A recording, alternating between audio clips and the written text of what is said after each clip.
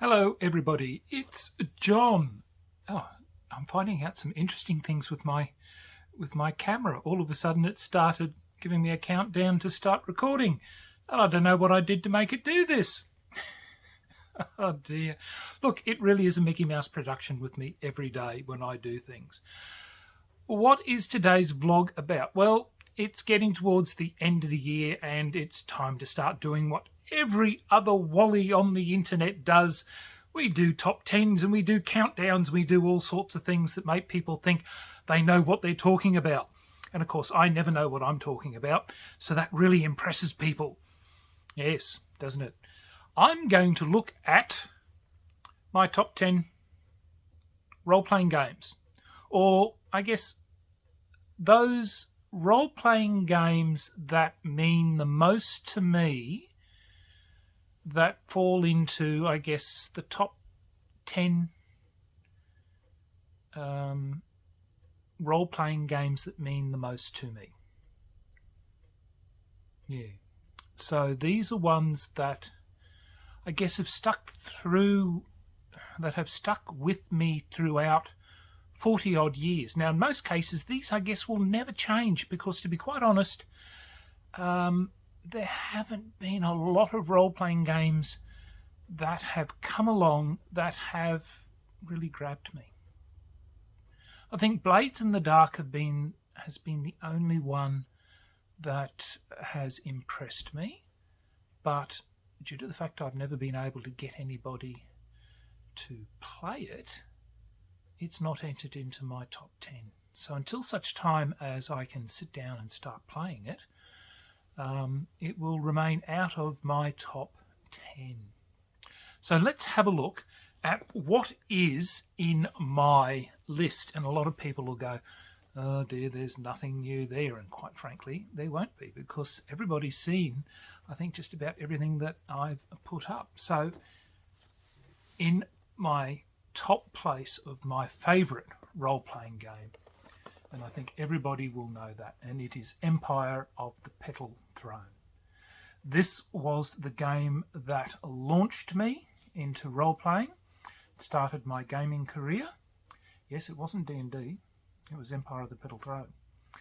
And because I couldn't get hold of D&D in the beginning, Empire of the Petal Throne was the only thing I could get hold of.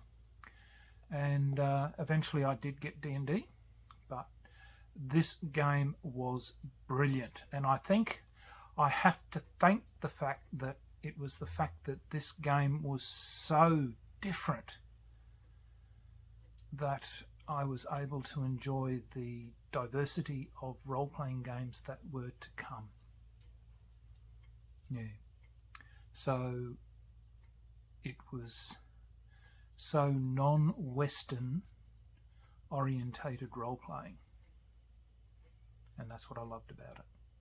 So if you have not done Empire of the Petal Throne, look, you have to go do it. It is a brilliant system. Well, I don't know if it's a brilliant system, but then again, you can make of a system whatever you want. It is the role-playing that makes the experience. Forget about the system. It's how you role-play and how you enjoy yourself that makes everything in a role-playing system. So go and have a look. I think it's wonderful. So that's my number one, Empire of the Petal Throne. So the next one that comes along that I thoroughly enjoy is Call of Cthulhu. It is wonderful. I have loved H.P. Lovecraft since I was a lad. His books were, I guess, what I enjoyed the most. We had a second-hand bookshop down at the. We had a beach house or unit.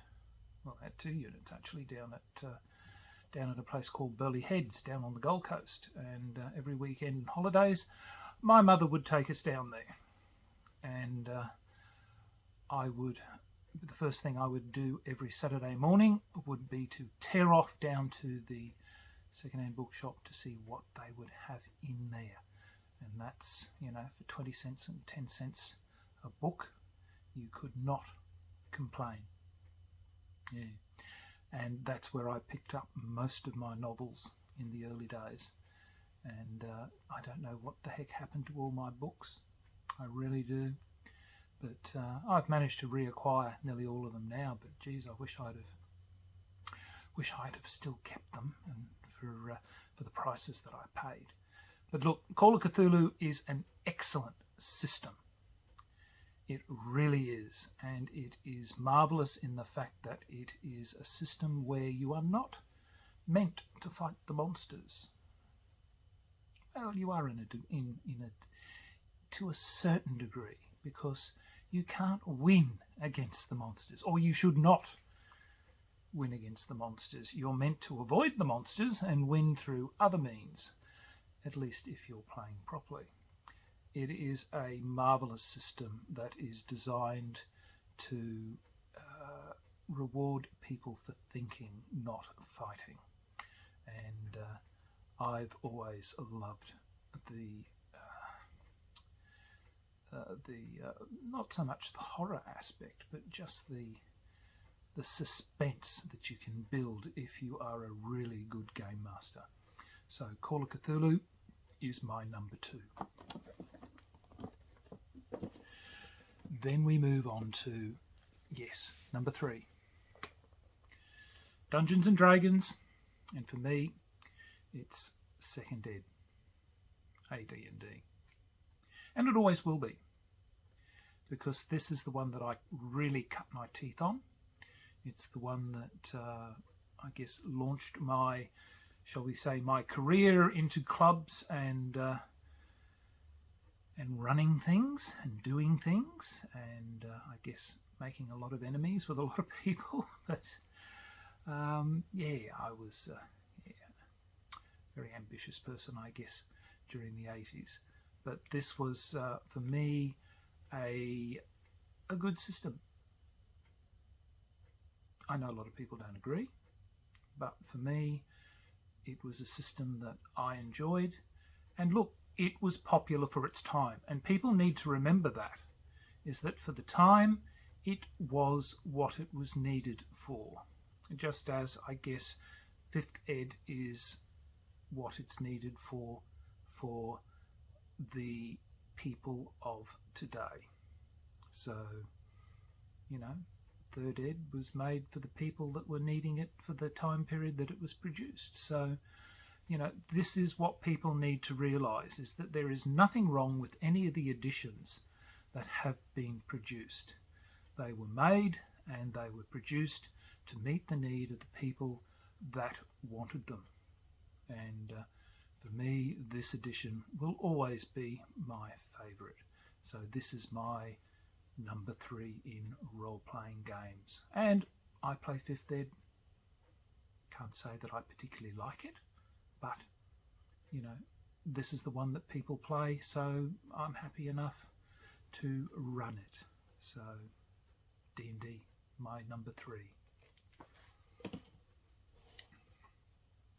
Number 4 is RuneQuest. Yes, I love RuneQuest.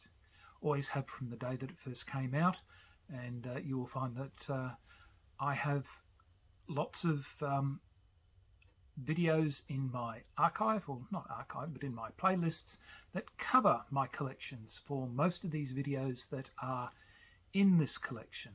And RuneQuest, again, is a percentile system, and it is like Call of Cthulhu.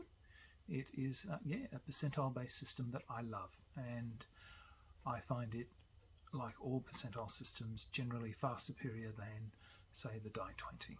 But that is my personal opinion. So RuneQuest is my number 1, 2, 3, 4. Yes, you'll find I'll have to be counting because I haven't written anything down. So that is RuneQuest. Next is, yes, I'm counting, aren't I? Number 5. And I don't have the boxes, unfortunately, for these, is Stormbringer. And it's by, once again, the same people who did Call of Cthulhu and RuneQuest. It's from Chaosium. And I love the world of Elric and that whole eternal champion, because I was going to bring out all the others, which is Hawkmoon, but I thought no, Stormbringer is the primary one that needs to be looked at. And Games Workshop did an edition, and that is the copy that I have. So again, it's a fantasy. There are a number of supplements that came out for this edition, and for me it is a really nice, simple, clean role-playing system. So that's my number 5. Look, if I get lost, I'm quite sure somebody will pull me up and say, John, you've miscounted, and John will go, yes, I know I have, because I've not written anything down. So number 6, Gamma World. We loved this system. It really was fun. Yes, we ended up having to roll so many characters because of the useless mutated characters that we would get, but that was half the fun. And this was the joy of the early days of role-playing games, was the fact that we were discovering what role-playing meant and what it meant for systems to develop and to become, I guess, what they grew into. And like every role-playing system, you have to start somewhere. And first edition Gamma World is what it is. And it was fun. The flowcharts that you would have to follow and how complex they were in some cases. But, you need to have a sense of humour and to enjoy just the fun of what is there. And this was what Gamma World brought us. And certainly for those of us who played it here in Brisbane, Gamma World brought us what we enjoyed. So that is number 6. Number 7 is another quirky role-playing game, Tunnels and Trolls. I had a huge discourse with the people in Melbourne from the Melbourne University Dungeons and Dragons Association over the inadequacies and frivolousness of Tunnels and Trolls versus D&D, and how they thought Tunnels and Trolls was an immature and stupid role-playing game, and that D&D was far superior. And dear, oh dear, oh dear, oh dear. Yes, it's the usual elitist Melbourne twats versus the reality of role-playing, of people who just enjoy playing games. But it was, it was interesting. Look, Tunnels and Trolls, yes, it is silly, but it is meant to be a fun role-playing game. And that's what it is. It's fun. It's enjoyable. You can make it serious. There's nothing to stop you from making it serious. But it does have a light side to it. So it is my number 7. Number 8 is Warhammer Fantasy Roleplay.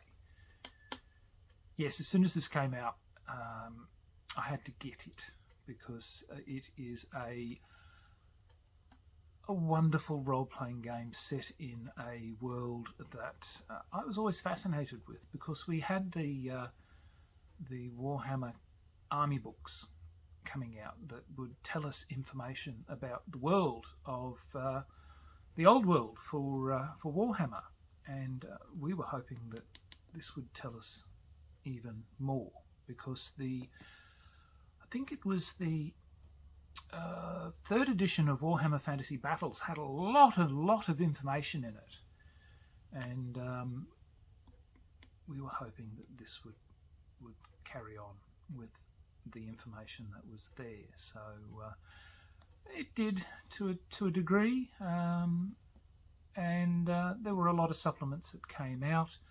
The second edition Warhammer Fantasy Battles, sorry, not Warhammer Fantasy Battles, Warhammer Fantasy Roleplay started to produce a lot more information.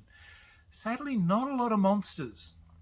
You know, when you start thinking about things like Dungeons and Dragons or many other role-playing games, there's a plethora of fantasy creatures.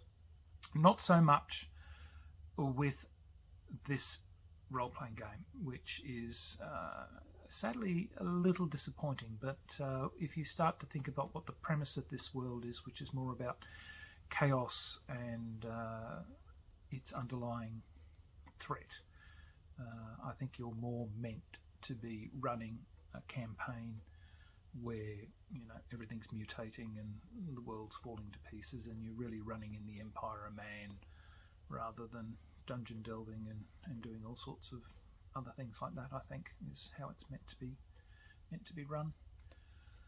But yes, that is my number 8.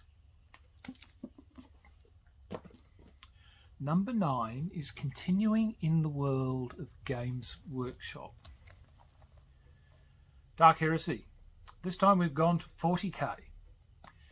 And this is quite good. And they've done a number of spin-offs to this. They did Rogue Trader. They did Only War. They did Black Crusade.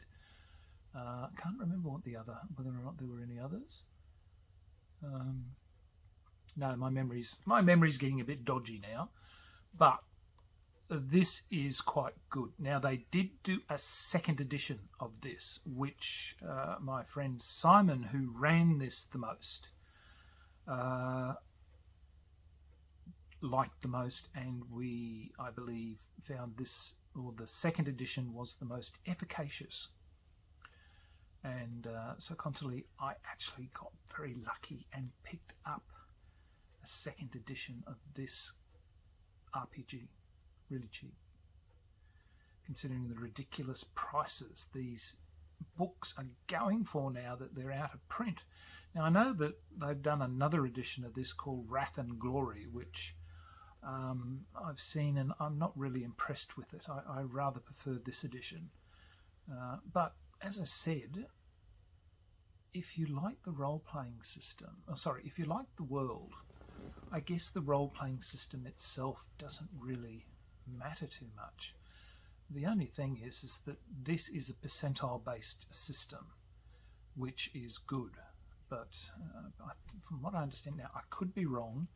I've heard the new one's rolling lots of dice. And rolling lots of dice sounds more like I'm playing 40k. And but that's what I've heard, and of course, please correct me if I am wrong. I probably am. I'm just probably allowing my prejudice of going, I don't want to go and buy another role-playing system. Maybe I might be lucky, and Humble Bundle will do a new package with Wrath and Glory in due course as its popularity plummets and it goes up for sale. But yeah, this is my number 9 is Dark Heresy. I do enjoy it. Certainly the books and the support material for this is exceptional. It is really, really good. I do highly recommend it. And my last role-playing game, number 10, is this edition of Star Wars. And this is the one I got introduced to in a big way. I did have the West End Games edition, but this is the one that I got the most amount of source books for, and this is the Die 20 system. Now, I did try to get into the Fantasy Flight edition, but to be quite honest, I do not like the roleplay dice system at all. I think it is dreadful. I do not like the way the system works at all. I prefer this system where it is a clean-cut success or fail. The dice system with the